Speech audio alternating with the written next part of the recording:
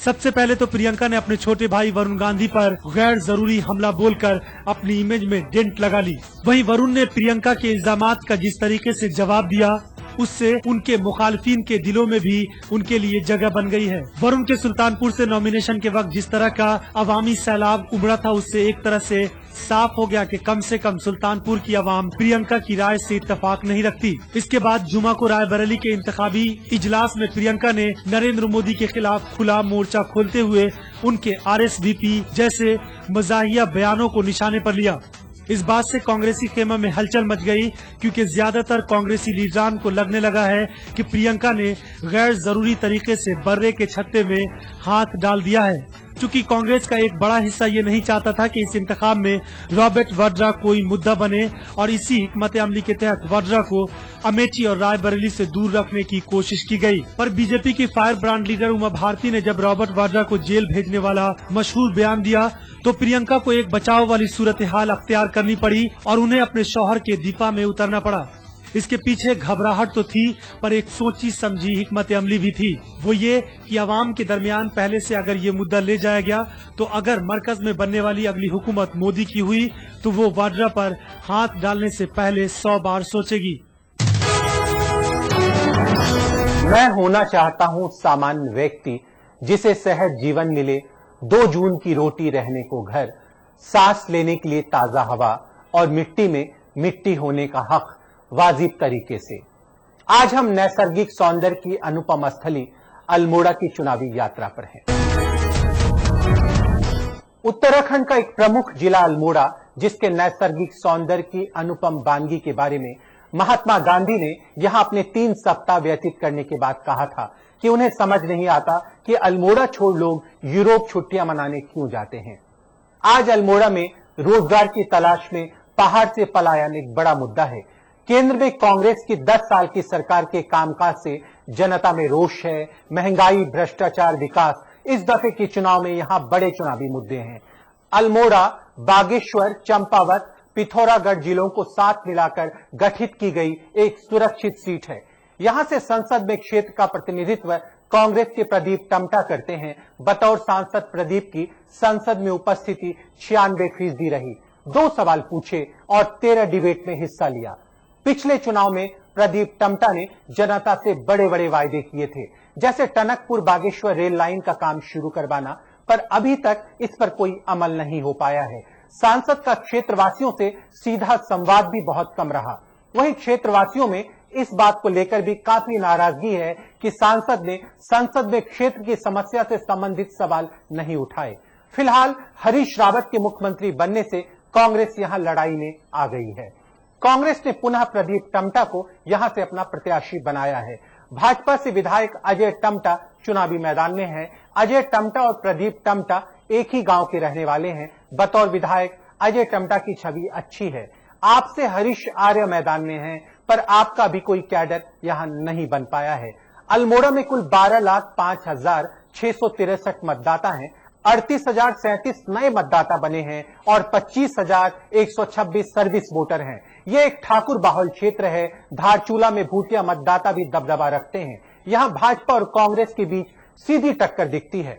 अल्मोड़ा संसदीय क्षेत्र के अंतर्गत आने वाली डीडी हाट, बागेश्वर, सल्ट, रानीखेत, सोमेश्वर, लोहा घाट में भाजपा का कब्जा है। वहीं धारचूला, पिथौरागढ़, गंगोली हाट, कपकोट, द्वार हाट, अल्मोड़ा, जागेश्वर और चंपावत पर कांग्रेस का कब्जा है।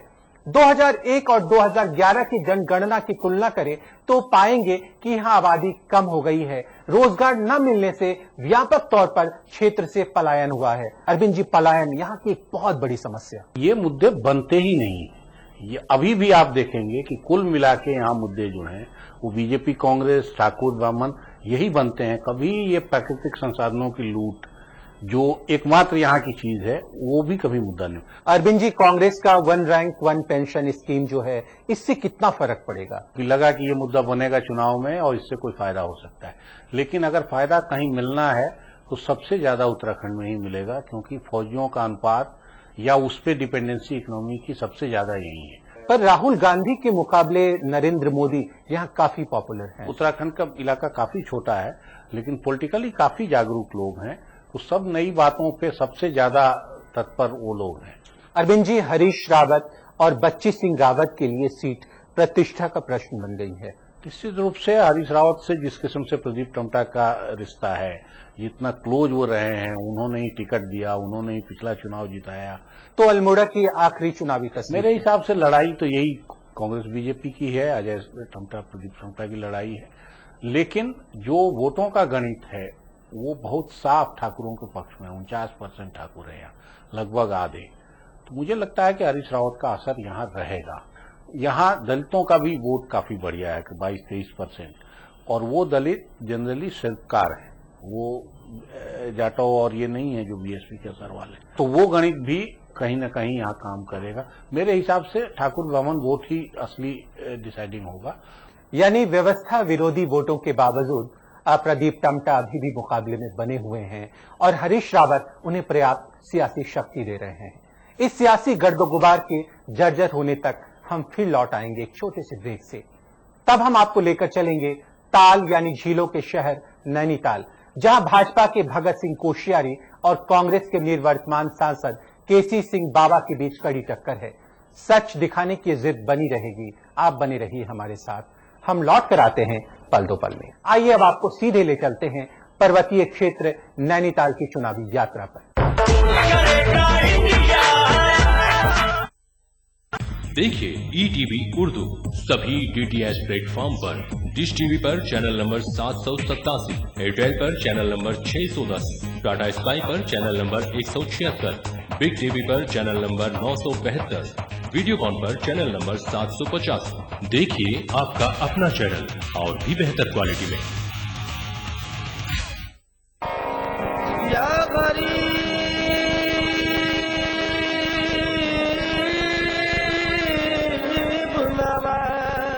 ऐ खुदा इतनी मुझे दे परवाह, पहुंचूं अजमेर करूं ज़ियारत गरीब नवाज।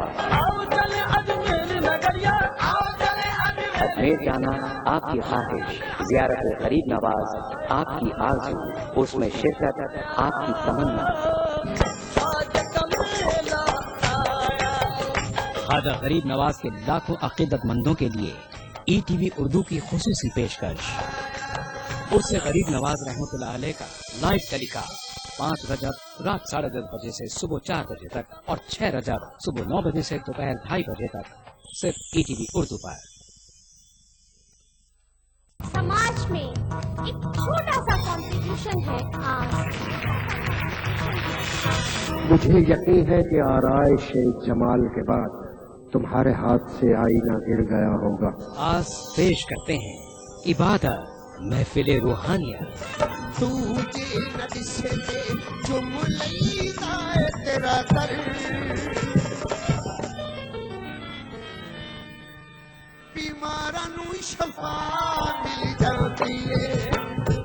अताउल्लाह खान साहब की रूहानी महफिल अब आप सबके सामने है। ETV उर्दू हमेशा से ही संगीत की मार्फत दिलों की दूरियां कम करने की कोशिश करता रहा है। यह महफिल, यह प्रोग्राम इसी दिशा में एक बड़ा कदम है। मुझे उम्मीद है कि ये प्रोग्राम आप सबको बहुत पसंद आएगा और आगे भी ETV उर्दू के दर्शक हमारे साथ इसी तरह जुड़े रहेंगे और संगीत की मार्फत हम दिलों की दूरियां कम करने का अपना प्रयास जारी रखेंगे। आज पेश करते हैं इबादत महफिल रूहानियत, 3 मई रोज शनिचर रात 9:30 बजे, सिर्फ ETV उर्दू पर।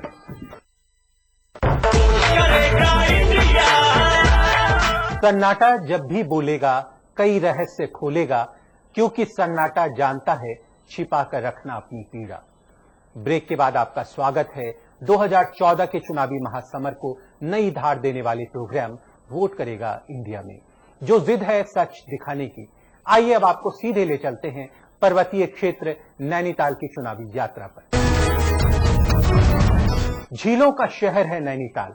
धार्मिक ग्रंथों में वर्णित है कि कैसे सती की बाईं आंख यहाँ के ताल में गिरी थी, जिससे इस स्थान का नाम नैनीताल पड़ा। नैनीताल पर्वतीय क्षेत्र है।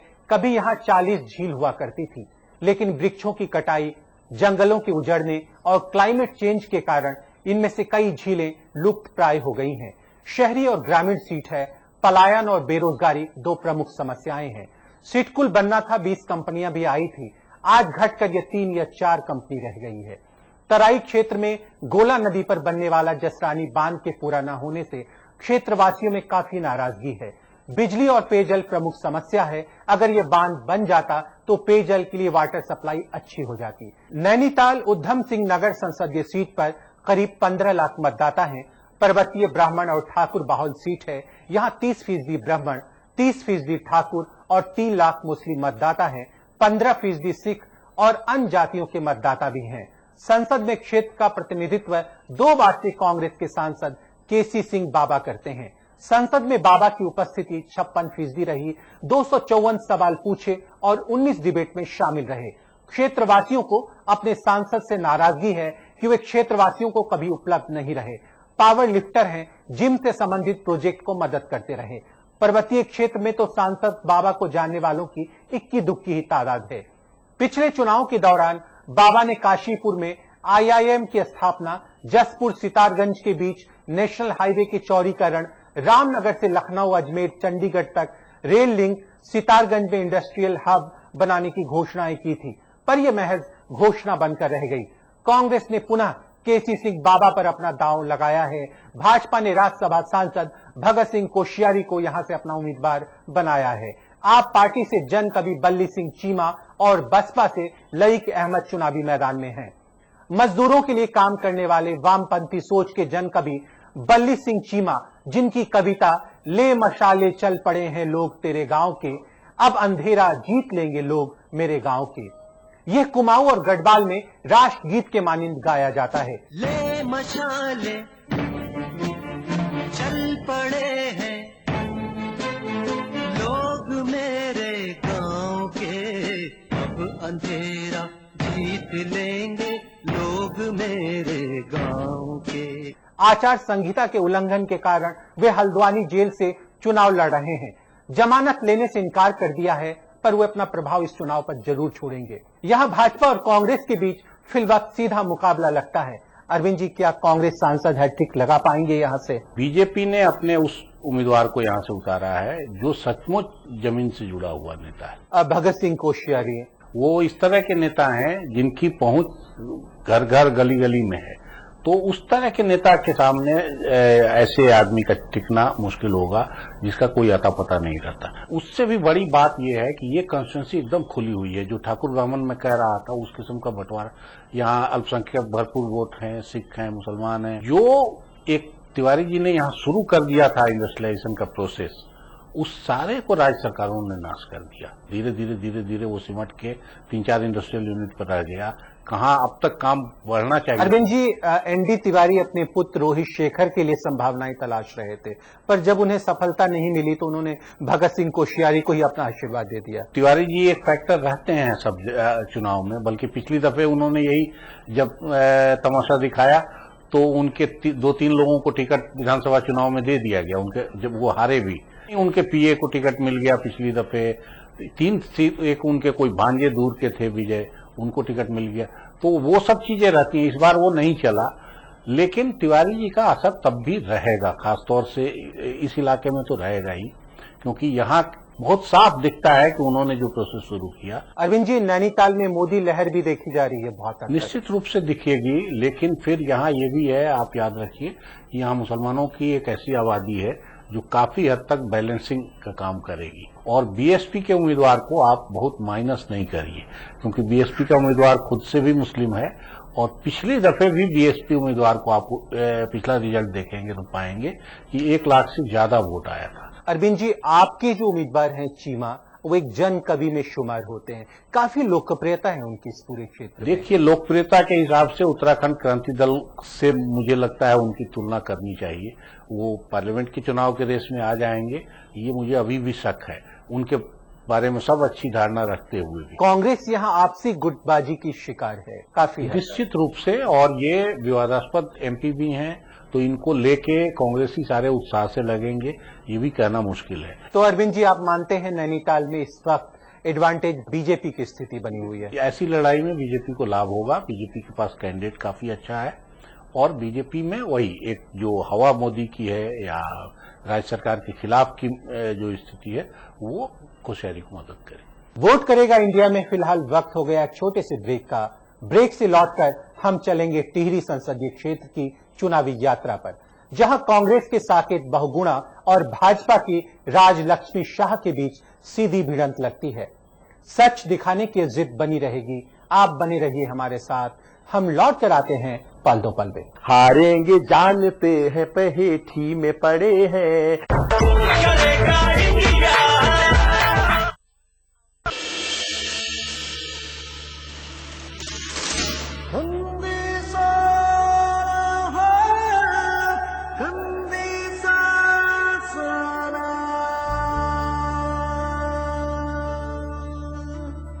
समाज में एक छोटा सा कंट्रीब्यूशन है आज।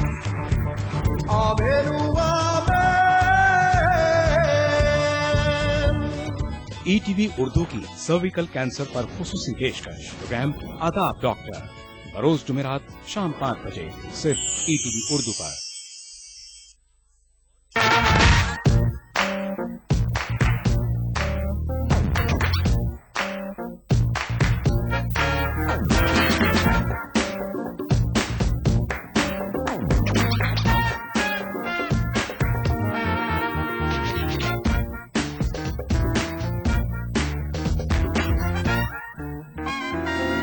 चटपटे और लजीज पकवानों का जायका अक्सर रसोई, पीर का जुमा दोपहर 1:30 बजे सिर्फ ईटीवी उर्दू पर। समाज में एक छोटा सा कंट्रीब्यूशन है आज।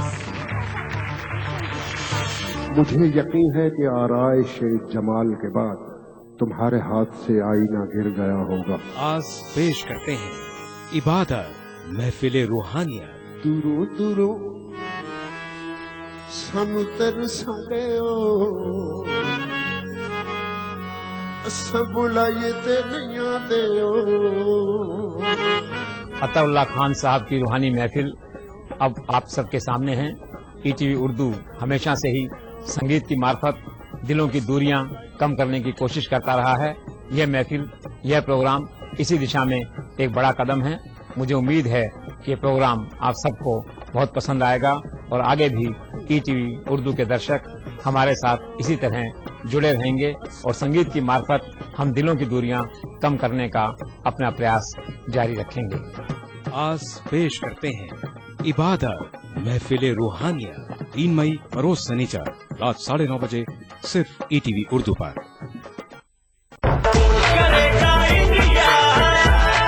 एक हल्का सा धुंधलका था कहीं, कम हो चला है ये शिला, पिघले ना पिघले रास्ता नम हो चला है। क्यों करूं आकाश की मनुहार, अब तो पथ यही है। ब्रेक के बाद आपका एक बार फिर से स्वागत है 2014 के चुनावी महासंग्राम को एक नया आसमां मुहैया कराने वाले प्रोग्राम वोट करेगा इंडिया में, जो जिद है सच दिखाने की। आइए अब सीधे चलते हैं टिहरी गढ़वाल की चुनावी यात्रा पर। टिहरी गढ़वाल संसदीय सीट उत्तराखंड के 3 जिलों टिहरी, उत्तरकाशी और देहरादून को मिलाकर बनी है। धार्मिक और पर्यटन के महत्व का है टिहरी गढ़वाल क्षेत्र। यहाँ के लोग बेरोजगारी, विकास, सड़क, पानी, बिजली जैसी समस्याओं से दो चार हो रहे हैं। वहीं जून 2013 में उत्तरकाशी में आई दैवीय आपदा से हजारों परिवार तबाह हो गए। विस्थापन और बेरोजगारी टिहरी में सबसे बड़ा चुनावी मुद्दा है। सन 2000 में टिहरी बांध का काम शुरू किया गया था।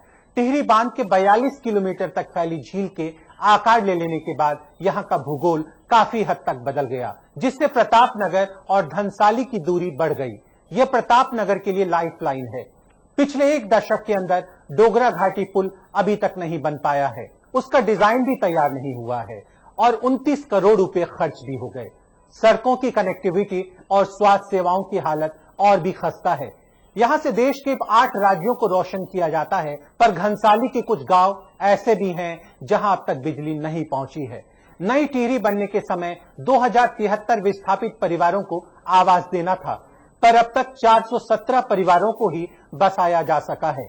टिहरी में कुल 12,85,071 मतदाता हैं, जिनमें से अकेले देहरादून जिले में 7,65,000 मतदाता हैं। ब्राह्मण, ठाकुर और मुस्लिम बाहुल क्षेत्र है। सहसपुर, विकासनगर, दून कैंट मुस्लिम बाहुल क्षेत्र है। रामपुर गढ़ी कैंट में गोरखाली समुदाय और दलित और जनजाति आबादी है। जौनसार जौनपुर खाई जनजाति क्षेत्र है, दुर्गम पर्वतीय क्षेत्र में जहां कृषि पशुपालन जीविकोपार्जन के स्रोत हैं, तो गंगोत्री और यमुनोत्री धार्मिक पर्यटन क्षेत्र में शुमार होती है। लेकिन 2013 की आपदा के बाद हजारों परिवारों का रोजगार बुरी तरह प्रभावित हुआ है। 4 धाम यात्रा शुरू है पर दर्जनों मार्ग बंद है। लिंक मार्गों के हालात तो और भी खराब हैं। टिहरी पहली संसदीय सीट है जहां से 1951 में बतौर निर्दलीय पहली महिला सांसद महरानी कलमेंदुमती शाह चुनाव जीत गई थी और तब से टिहरी पर राज परिवार का दबदबा रहा है। संसद में क्षेत्र का प्रतिनिधित्व राज परिवार की राज्य लक्ष्मी शाह करती हैं। संसद में इनकी उपस्थिति 75% रही। 9 डिबेट में हिस्सा लिया और 31 सवाल पूछे। भाजपा की ओर से पुनः राज लक्ष्मी को प्रत्याशी घोषित किया गया है। कांग्रेस की ओर से पूर्व मुख्यमंत्री विजय बहुगुणा के पुत्र साकेत बहुगुणा मैदान में हैं। पिछला उपचुनाव साकेत राज लक्ष्मी शाह से हार गए थे। आपसे अनूप नौटियाल अपनी किस्मत आजमा रहे हैं। टिहरी संसदीय क्षेत्र के अंतर्गत आने वाली 14 विधानसभा क्षेत्रों में 6 पर भाजपा और 6 पर कांग्रेस का कब्जा है। 2 अन्य के खाते में है। पर हरीश रावत के मुख्यमंत्री बनने और ये सीट पर प्रतिष्ठा की लड़ाई हो जाने से रावत खेमा साकेत के पक्ष में आ गया है। खासकर पूर्व मंत्री किशोर उपाध्याय जो रावत के बेहद करीबी और गांधी परिवार में जिनकी एंट्री है, उन्होंने जब से साकेत का प्रचार देखना शुरू किया है, चुनाव में इसका असर देखा जा सकता है। जनता किशोर को सुन रही है। राजलक्ष्मी चुनाव के समय ही दिखती है, अन्यथा उनके लोग ही जनता की समस्याएं सुनते हैं। जिलाध्यक्ष सारा कामकाज देखते हैं। स्थिति यह है कि राजलक्ष्मी का देहरादून या दिल्ली में क्या पता है, यह भी किसी को मालूम नहीं। यहाँ भाजपा और कांग्रेस के बीच सीधा मुकाबला दिखता है। राज परिवार बनाम बहुगुणा परिवार की लड़ाई बन गई। ठीक है, लेकिन इसमें बहुगुणा परिवार बुरी तरह हारा था और साकेत कोई बहुत ही सिंसियर और भले और नौजवान के तौर पे प्रचारित नहीं है। वो एक बड़े बिजनेस फर्म में काम करते थे। उनके माध्यम से विजय बहुगुणा के चीफ मिनिस्टर बनने की चर्चा थी कि वो बनाने में वो एक माध्यम बने। बदले में उनको चुनाव लड़ाया गया पिता की खाली जगह पे, फिर उस चुनाव में बुरी तरह हारे और राज परिवार से शिकायतें रहती हैं लगातार लोगों के मिलने में। पर राज परिवार का दबदबा बहुत है पूरे क्षेत्र। उससे भी ज्यादा राज परिवार जो छोटे जो बेईमानियां होती हैं बहुत साफ, हर काम के लिए पैसा लेना, हर में कमीशन लेना, जो अक्सर एमपीओ के खिलाफ शिकायत, वो राज परिवार के खिलाफ हो ही नहीं सकती। कोई उस तरह की शिकायत लेके न वहां पहुंचता है न उस किस्म की। पर राज लक्ष्मी शाह आम लोगों से जुड़ नहीं पा रही हैं। वो ठीक है, वो राज परिवार की भी दिक्कत है। वहां तक लोगों की पहुंच ही नहीं हो पाती। वो भी राज परिवार, मैंने वही मैं कह रहा हूँ कि राज परिवार के अगर कुछ फायदे हैं तो कुछ घाटे भी हैं। पर इस बार जो साकेत बहुगुणा है अपने पिता के मुख्यमंत्री काल की उपलब्धियों को गिना रहे हैं। असली चीज जो उनके लिए मदद की है कि अगर सचमुच हरीश रावत खेमा उनको मदद करने लगा है और भरपूर ताकत लगाए तो वो लड़ाई में आ सकते हैं। कांग्रेस आला कमान जो है वो इस सीट पर नजर बनाए हुए है। शायद यही वजह है कि हरीश रावत को लगातार यहाँ पे मेहनत करनी पूरे उत्तराखंड पे कांग्रेस आला कमान की नजर होगी। अरविंद जी, क्या आपको टिहरी गढ़वाल में एडवांटेज बीजेपी की स्थिति दिखती है? बहुत साफ एज दिख रहा है, लेकिन अब वही है कि चुनाव है और आखिर तक जब तक वोट नहीं पड़े तब तक स्थितियां बदल सकती हैं। अब हम आज के प्रोग्राम के आखिरी लम्हों में आ पहुंचे हैं। यह वक्त होता है जोगी के जुमले का।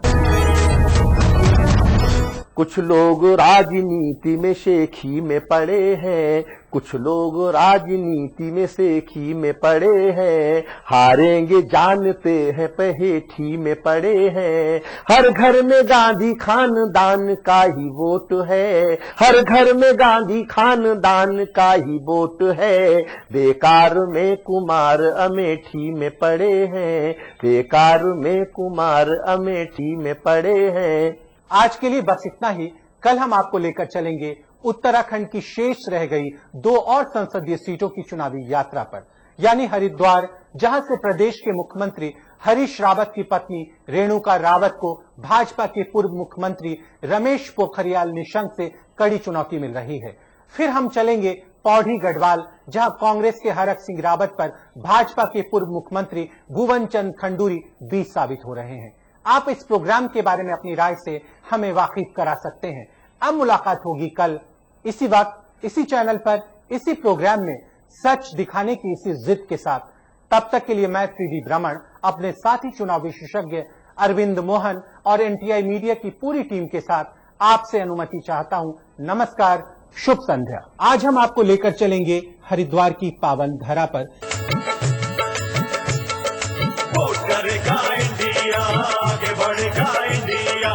वोट करेगा इंडिया, आगे बढ़ेगा इंडिया। वोट करेगा इंडिया, इंडिया आगे बढ़ेगा इंडिया। वोट करेगा इंडिया, आगे बढ़ेगा इंडिया। वोट करेगा इंडिया, आगे बढ़ेगा इंडिया। ये जिद है सच को दिखाने की, इंडिया तुझको आजमाने की। वोट ताकत है ये बताने की, खुद अपनी हस्ती बनाने की। वोट करेगा इंडिया, आगे बढ़ेगा इंडिया। वोट करेगा इंडिया, आगे बढ़ेगा इंडिया।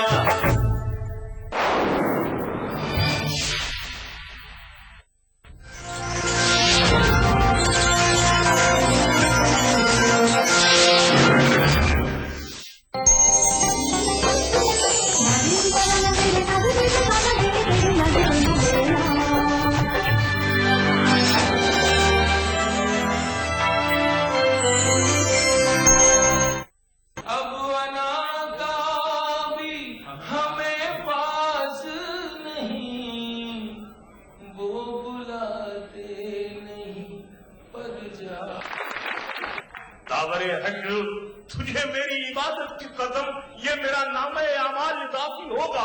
नेकियां गिनने की नौबत ही नहीं आएगी। मैंने जो माँ पे लिखा है वही काफी। तरक्कियों की दौड़ में उसी का जोर चल गया, बना के अपना रास्ता जो भीड़ से निकल गया। मयारी शेर व अदब और उर्दू जबान के फरोग की जानिब ईटीवी उर्दू की एक और पहल। देखिए प्रोग्राम अंदाज़े बयां हर पीर का जुमेरात दोपहर 2:30 बजे सिर्फ ईटीवी उर्दू पर। ईटीवी उर्दू पर अगला प्रोग्राम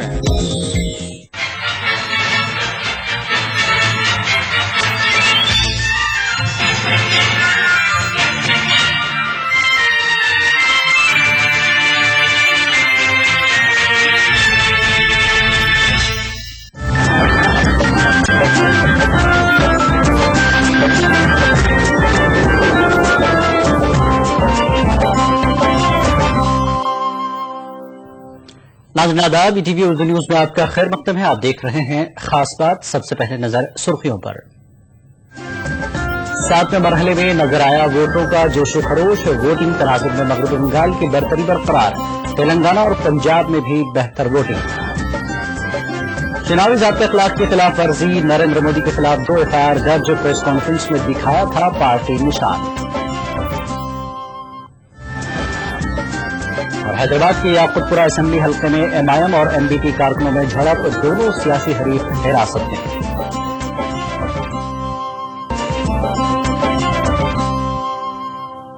खास बात की पहले बड़ी खबर।